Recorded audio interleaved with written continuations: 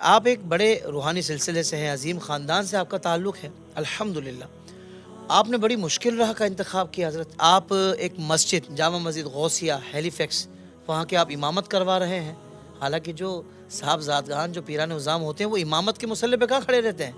اور پھر آپ کی سوچ ہے کہ بھائی بچوں کو علم دین سکھانا ہے، پھر علم دین بھی آپ خود سکھا رہے ہیں۔ کیا معاملہ تو حضور، یہ کیا وجہ ہے؟ افسر قبلہ جو آپ نے سوال پوچھا اس میں کوئی شک نہیں ہے کہ ایک آستانہ کھول کے بندہ بیٹھ جائے، بلکہ حضرت اگر آپ کہیں تو ایک بزرگ، ان کی میں بات کو کوٹ کر رہا ہوں، تو وہ فرماتے تھے کہ پہلے ادوار میں کیا ہوتا تھا، جو دور گزرے ہیں اس میں یہ ہوتا تھا کہ پیر کا کامل ہونا ضروری تھا، مرید جیسا بھی ہو، پیر کامل ہے نا تو وہ مرید کی تربیت کر لیتا ہے، خانقاہوں بھی یہ نظام۔ تو وہ فرمایا کرتے تھے کہ آج کل کے دور میں مریدوں کا جاہل ہونا ضروری ہے، پیر جیسا بھی ہو۔ یعنی اب یہ صورتحال جو ہے نا، آپ میری بات کو سمجھ گئے کہ اب وہ جہالت اور اس کو باقاعدہ طور پر تو وہ ہم پرستی تو ہے ہی، لیکن اگر ساتھ ساتھ وہ جو لوگ ہیں نا جی، بلکہ یہ سمجھ لیں کہ ہر چیز ایزی مل رہی ہے، وہاں پہ بیٹھ کے ہر چیز ایزی مل رہی ہے، ہر چیز۔ اب میں کیا ذکر کروں؟ اچھا، پھر ظاہر سی بات حضرت نبی علیہ الصلوۃ والسلام نے جو ارشاد فرمائے کہ اس میں دو فتنوں کا آقا علیہ الصلوۃ والسلام نے خصوصی طور پر ذکر فرمایا کہ مجھے اپنی امت سے شرک کا ڈر تو نہیں ہے، لیکن یہ ڈر ضرور ہے کہ مال کے فتنے میں مبتلا ہو جائیں، اور عورت کا فتنے کی بھی میں اطلاع دیتا ہوں، آقا علیہ الصلوۃ والسلام نے فرمایا۔ تو اگر مال کا فتنہ اتنا خطرناک ہے اور آپ دیکھ رہے ہیں کہ اس سارا کچھ ہی اس کے ارد گرد ہی گھوم رہا ہے، ضروریات یہ الگ چیز ہیں، لالچ ایک الگ چیز ہے۔ اب جو صورتحال نظر آ رہی ہے، ہمیں پتہ چلتا ہے کہ ضروریات تو بہت پیچھے رہ گئی ہیں، کوئی اور ہی ایک جہاں آباد ہے، ایک طمع، ایک لالچ، اور اس نے ایسا گھر کر لیا ہے ہر دل میں کہ اس طمع اور لالچ سے باہر نہیں نکلا جا رہا۔ ایک نہیں، دو نہیں، تین نہیں، چار نہیں، پتہ نہیں کیا کیا میرے پاس ہونا چاہیے۔ تو ان فتنوں سے بچنے کے لیے بہترین حل یہی ہے۔ ویسے بھی میں عرض کر رہا ہوں کہ جس دور میں جس چیز کا فتنہ ہونا زیادہ، اسی چیز کو قربان کرنا چاہیے، اور وہ قربان کیا راہ خدا میں دے دے بھائی، کیونکہ فتنہ بہت بڑا حضرت۔ سبحان اللہ۔ تو اس حوالے سے حضرت ظاہر سی بات ہے کہ مساجد کی طرف آنا، پھر بچوں کی تربیت کے حوالے سے وہ عزت تو آپ کو نہیں ملے گی۔ ایک ظاہر سی بات ہے، ابھی تک ہم اس سوچ سے باہر تو نہیں نکلے کہ جو ہے نا جی، ایک مصلی پہ کھڑا ہونے والا جو ہے وہ کتنا عظیم انسان ہے، اور پھر ہم جس کو کھڑا کر رہے ہیں اس کے اندر یہ کوالٹی بھی موجود، کوالٹیز ہیں کہ نہیں ہیں؟ بہت اچھا۔ اچھا، تو یہ حضرت بہت ضروری ہے کہ جو ہے نا جی مصلی رسول پہ کھڑے ہونے والا جو ہے نا، تو اس حوالے سے جو ہے نا جی میں عرض کرتا چلوں، یہ کوئی مشکل رستہ نہیں ہے حضرت۔ دیکھیں، سب سے پہلی تو طہارت کتنی ہے کہ آپ باوضو ہیں اور جو ہے نا جی مساجد کی طرف بڑھ رہے ہیں، آپ کا جو ہے نا پالا نمازیوں سے پڑھ رہا ہے، تو یہ ایک بڑا حسن ہے اس میں، یہ چیزیں برداشت بھی کرنی پڑتی ہیں۔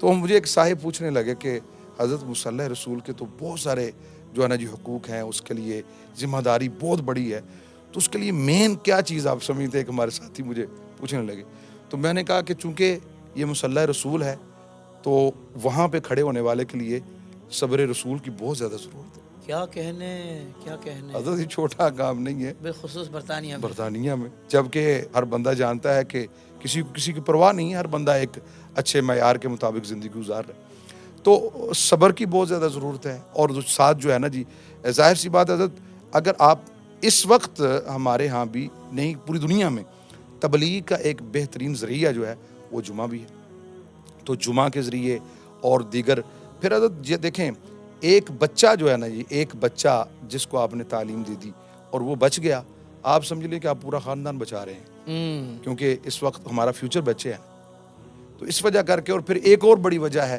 کہ ایک بزرگوں کی خواہش رہی کہ مصلی پہ کھڑا ہوا جائے۔ حضرت کئی دفعہ ایسا محسوس ہوتا ہے پتہ نہیں ہم اس قابل ہیں کہ نہیں ہیں، کیا کریں، آگے قدم نہیں بڑھتا، واقعی قدم نہیں بڑھتا، لیکن یہ سوچ کر کے چونکہ ہمارے اوپر کچھ ذمہ داریاں ہیں، ان ذمہ داریوں کو سوچتے ہوئے مصلی رسول پہ کھڑا ہوا جاتا ہے۔ ماشاءاللہ، ماشاءاللہ۔ قبلہ شاہ صاحب، اب پھر بات وہی ہے، پاکستان میں آستانہ عالیہ کوٹلی میانی شریف میں ظاہر بات ہے بزرگوں کا ایک سلسلہ رہا ہے کہ وہاں جو بھی سائل آیا، وہاں جو بھی اپنا غم لے کر آیا، تو ایک بزرگوں کے فیضان سے بے لوث، دیکھیں یہ بڑا اہم ورڈ ہے کہ بے لوث، بغیر کسی دنیاوی طمع و لالچ کے وہاں ان کی جو ہے نا وہ اس مشکل کو حل کرنے کے لیے جو قرآن و حدیث کی تعلیمات ہے اس کے ذریعے ان کی مدد کی گئی. تو حضرت کیا اب یو کے والے کیا محروم رہیں گے؟ کیا آپ کے ہاں کوئی ایسا سلسلہ نہیں ہے کہ امامت اور اس کے بعد علم دین کے حوالے سے تو آپ کام کنٹینیو کر ہی رہے ہیں، مگر کیا جو آپ سے متعلقہ لوگ ہیں، ظاہر بات ہے ایک مسجد کا امام ہوتا ہے تو پورے ایریا کی ذمہ داری ہوتی ہے اس امام کے اوپر کہ وہ ان کی مشکلات کو شرعی طور پر دینی طور پر اس کا کو حل نکالے.